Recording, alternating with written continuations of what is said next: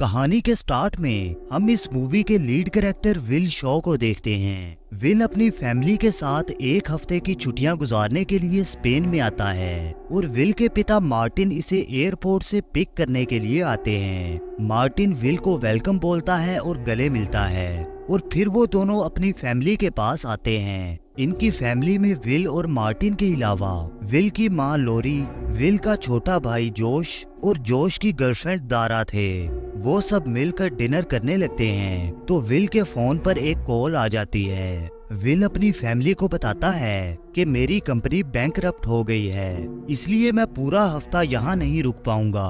Will अपनी company की ये न्यूज सुनने के बाद अपने कैरियर को लेकर काफी परेशान हो जाता है। अगले दिन विल अपनी पूरी फैमिली के साथ एक बोट पर जाता है, लेकिन वो टेंशन की वजह से सारा टाइम अपने मोबाइल फोन पर लगा रहता है। विल की एक छोटी सी गलती की वजह से तारा के माथे पर एक छोटी सी चोट लग जाती है। मार्टिन गुस्से में विल का मोबाइल फोन समंदर में फेंक देता है। इस बात पर विल को अपने पिता पर गुस्सा आता है, लेकिन वो कहता है कि मैं थोड़ी देर के लिए पास बनी हुई मार्केट से होकर आता हूँ। विल बोट से निकलकर मार्केट जाता है और दारा के लिए मेडिसिन लेकर वापस बोट की तरफ चला जाता है, लेकिन तब तक बोट वहां पर नहीं थी। कुछ समय ढूंढने के बाद विल को अपनी बोट मिल जाती है, लेकिन इस बोट से विल की फैमिली गायब हो चुकी थी। विल देखता है कि बोट में सारा सामान इधर उधर बिखरा हुआ है, इसलिए विल भागता हुआ पुलिस स्टेशन में जाता है और पुलिस वालों को अपनी फैमिली के बारे में बताता है। विल का नाम सुनते ही एक पुलिस ऑफिसर अकेले में जाकर एक कॉल करता है और फिर विल से कहता है कि मुझे उस बोट के पास लेकर चलो। ये देखकर विल को पुलिस पर शक होने लगता है। विल जब इन पुलिस वालों के साथ बोट के पास पहुंचता है तो एक आदमी पहले से ही पिस्टल के साथ इसका वेट कर रहा था। वो आदमी कहता है, चलो मैं तुम्हें तुम्हारी फैमिली के पास ले चलता हूँ। तब विल इन पुलिस ऑफिसर से अपनी जान बचाकर पुलिस की गाड़ी में वहाँ से भागने लगता है। पुलिस वाले इसका पीछा करते हैं और उसे पकड़कर मारने लगते हैं। तब मार्टिन वहाँ आता है और इन पुलिस वालों से लड़कर इन्हें बेहोश कर देता है। विल को अभी तक समझ नहीं आ रहा था कि आखिर ये सब क्या हो रहा है। वहाँ से जाते हुए मार्टिन विल को बताता है कि मैंने तुम सबसे झूठ बोला था कि मैं एम्बेसी में काम करता हूँ। दरअसल मैं CIA का एक स्पेशल एजेंट हूँ और शायद मेरी वजह से ही हमारी फैमिली किडनैप हुई है। मार्टिन विल को लेकर पहले एक सेफ हाउस में जाता है और वहाँ से अपनी गन लेता है और कपड़े चेंज करता है। इसके बाद मार्टिन अपने एक दोस्त डिएगो को कॉल करके बताता है कि मैं कैरेक से मिलने के लिए जा रहा हूँ। मार्टिन के दोस्त डिएगो के बारे में हमें आगे जाकर पता चलेगा। मार्टिन और विल सीधा कैरेक से मिलने के लिए जाते हैं। मार्टिन विल को गाड़ी में रुकने का कहता है और खुद कैरेक के पास जाता है। कैरेक भी CIA के लिए ही काम करती थी। मार्टिन कहता है कि जो ब्रीफकेस मैंने CIA के कहने पर चोरी किया था, उन किडनैपर्स को वो ब्रीफकेस वापस चाहिए। उन्होंने मुझे 24 घंटे का टाइम दिया है, लेकिन कैरेक कहती है कि वो ब्रीफकेस तो अब मेरे पास नहीं है। ब्रीफकेस तो CIA के पास पहुंच चुका है। मार्टिन कहता है कि मैं हर हाल में अपनी फैमिली को बचाऊंगा, इसलिए तुम्हें उस ब्रीफकेस को अरेंज करना ही होगा। कैरेक कहती है मैं कोशिश करूंगी और फिर वो वहां से जाने लगती है। कैरेक के जाते ही कैरेक का एक स्नाइपर जिसका नाम गोरमैन है, वो मार्टिन पर गोली चलाकर उसे मार देता है। विल डरते हुए गाड़ी से बाहर निकलता है और मार्टिन की गन और मोबाइल फोन लेकर वहां से भागने लगता है। गोरमैन विल को भी मारने की कोशिश करता है, लेकिन विल किसी तरह अपनी जान बचाकर भागता रहता है। रास्ते में एक पुलिस ऑफिसर विल के हाथ में गन देखकर उसे रोक लेता है, लेकिन गोरमैन इस पुलिस वाले को भी मार देता है। वहां मौजूद दूसरे पुलिस वालों को लगता है कि विल ने इस पुलिस ऑफिसर का मर्डर कर दिया है, इसलिए गोरमैन के साथ साथ स्पेन की पुलिस भी विल को चेस करने लगती है।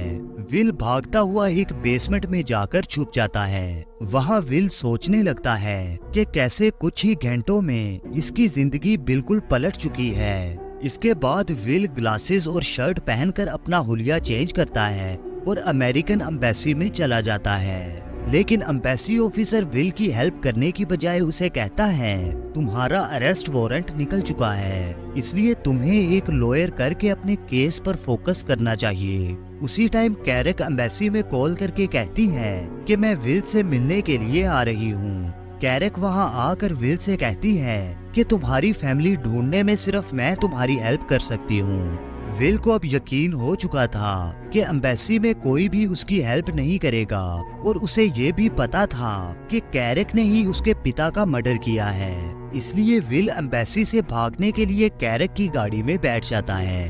रास्ते में विल तबीयत खराब होने का बहाना करके गाड़ी से निकलकर भाग जाता है। इसके बाद वो एक बस में बैठकर मार्टिन का मोबाइल फोन चेक करता है। मार्टिन ने मरने से पहले अपने दोस्त डिएगो को बहुत दफा कॉल की हुई थी। विल भी डिएगो को कॉल करता है और उसका फोन लूशिया उठाती है। लूशिया डिएगो की सेक्रेटरी थी और उसकी भतीजी भी थी। विल लूशिया से डिएगो के ऑफिस का एड्रेस पूछता है और उसके ऑफिस में चला जाता है, लेकिन वहाँ पहले से कैरेक का एजेंट विल का इंतजार कर रहा था। विल इसके साथ लड़ता है और इस एजेंट की कमर में एक चाकू लगने से वो एजेंट मारा जाता है। इसके बाद लूशिया और विल जल्दी से भागकर डिएगो के अपार्टमेंट में जाते हैं, लेकिन वहाँ डिएगो की डेड बॉडी थी क्योंकि कैरेक गोरमैन के साथ वहाँ भी विल से पहले पहुँच चुकी थी। विल गन पॉइंट पर कैरेक से पूछता है कि तुमने मेरे पिता को क्यों मारा। कैरेक कहती है कि तुम्हारे पिता देशद्रोही थे, उन्होंने हमारे साथ और अपने देश के साथ गद्दारी की थी। विल को लग रहा था कि कैरेक ने ही उसकी फैमिली को किडनैप करवाया है, लेकिन कैरेक कहती है कि तुम्हारी फैमिली मेरे पास नहीं है। विल को कैरेक की किसी बात पर यकीन नहीं था। तभी गोरमैन चुपके से गन उठाकर विल को मारने लगता है, लेकिन लूशिया वहां आकर गोलियां चला देती है और विल और लूशिया दोबारा से अपनी जान बचाकर भागने में कामयाब हो जाते हैं। लेकिन भागते हुए विल को एक गोली लग जाती है। लूशिया विल को अपने दोस्तों के पास ले जाती है। वो लोग विल का इलाज करते हैं। ये सभी लोग डिएगो के लिए काम करते थे और जब उन्हें पता चलता है कि कैरेक ने डिएगो का मर्डर करवा दिया है तो वो सब भी विल का साथ देने के लिए मान जाते हैं। इसके बाद मार्टिन के मोबाइल फोन पर उन लोगों की कॉल आती है जिन्होंने उसकी फैमिली को किडनैप किया हुआ था। वो किडनैपर्स विल से कहते हैं कि अगर तुम अपनी फैमिली को जिंदा देखना चाहते हो तो ब्रीफकेस लेकर अकेले पोर्टा डेल सोल आ जाओ। इसके बाद लूशिया विल को बताती है कि मेरी माँ मार्टिन से बहुत प्यार करती थी और मैं भी मार्टिन की ही बेटी हूँ। इसका मतलब था कि विल और लूशिया दोनों बहन भाई थे। विल के पास अब ब्रीफकेस तो नहीं था, लेकिन फिर भी वो अकेला किडनैपर्स की बताई हुई जगह पर पहुंच जाता है। किडनैपर्स उसे पकड़कर बेहोश कर देते हैं और विल को भी उसी जगह ले जाते हैं जहां उन्होंने इसकी फैमिली को बंदी बनाकर रखा हुआ था। इन किडनैपर्स के लीडर का नाम जहीर था। जहीर बताता है कि हम कोई किडनैपर्स या टेररिस्ट नहीं हैं, बल्कि हम भी CIA की तरह इजराइल के सीक्रेट एजेंट्स हैं। लेकिन वो ब्रीफकेस जो तुम्हारे पिता ने हमारे एजेंट्स को मारकर चोरी किया था, उसका अमेरिका से कुछ भी लेना देना नहीं था। उस ब्रीफकेस में हमारी कंट्री यानी कि इजराइल की सीक्रेट इंफॉर्मेशन है। विल जहीर को बताता है कि मार्टिन को CIA के लोगों ने ही मार दिया है। तब जहीर कहता है कि अब अगर मैं तुम्हें और तुम्हारी फैमिली को छोड़ भी दूं तो कैरेक तुम सबको मार देगी, क्योंकि तुम सब ब्रीफकेस के बारे में जानते हो और कैरेक कभी भी विटनेस को जिंदा नहीं छोड़ेगी। जहीर बताता है कैरेक ने वो ब्रीफकेस झूठ बोलकर मार्टिन से चोरी करवाया था। वो इस ब्रीफकेस को बेचने वाली है और रशिया की एजेंसी उस ब्रीफकेस को खरीदने के लिए तैयार है। अब तुम जाओ और कैरेक को रोको। अगर ब्रीफकेस की डील होने से पहले पहले तुम कैरेक को नहीं रोक पाए तो मैं तुम्हारी फैमिली को छोड़ दूंगा और कैरेक इन सब का मर्डर करवा देगी।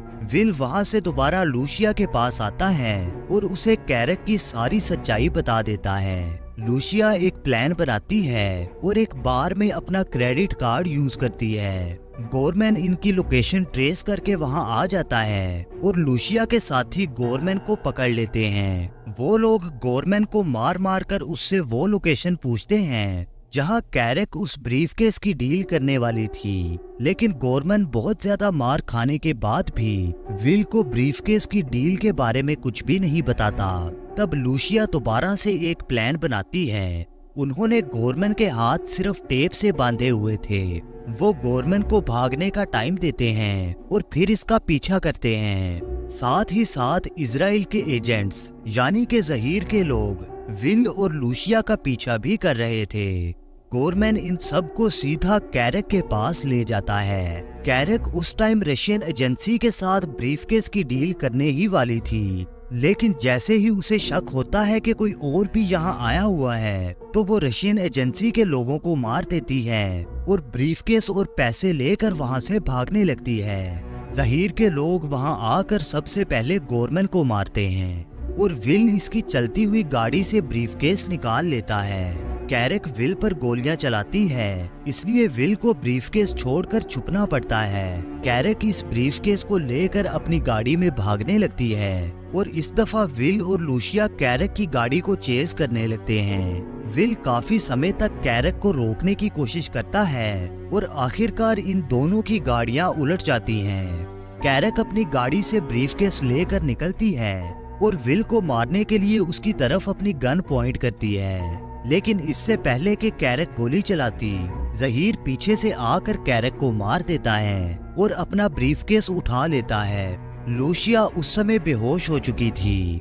ज़हीर लूशिया को हॉस्पिटल भेज देता है और विल से कहता है कि अगर तुम्हारे पिता जिंदा होते तो उन्हें तुम पर बहुत गर्व होता, क्योंकि विल ने साबित कर दिया था कि मार्टिन देशद्रोही नहीं था बल्कि कैरेक थी। CIA के ऑफिसर्स विल से मिलने के लिए आते हैं और उसे थैंक्स बोलते हैं। वो CIA ऑफिसर विल को ऑफर करता है कि अगर तुम चाहो तो मार्टिन की पोस्ट पर CIA के लिए काम कर सकते हो। विल इस बात का कोई जवाब नहीं देता और स्माइल करते हुए अपनी फैमिली के पास चला जाता है। जोश भी अपनी बहन लूशिया को देखकर बहुत खुश होता है और यहाँ पर मूवी एंड हो जाती है। दोस्तों, उम्मीद करता हूँ कि आपको ये वीडियो पसंद आई होगी। इस वीडियो को लाइक करें और ऐसी इंटरेस्टिंग वीडियोस देखने के लिए इस चैनल को सब्सक्राइब करें। मिलते हैं नेक्स्ट वीडियो में।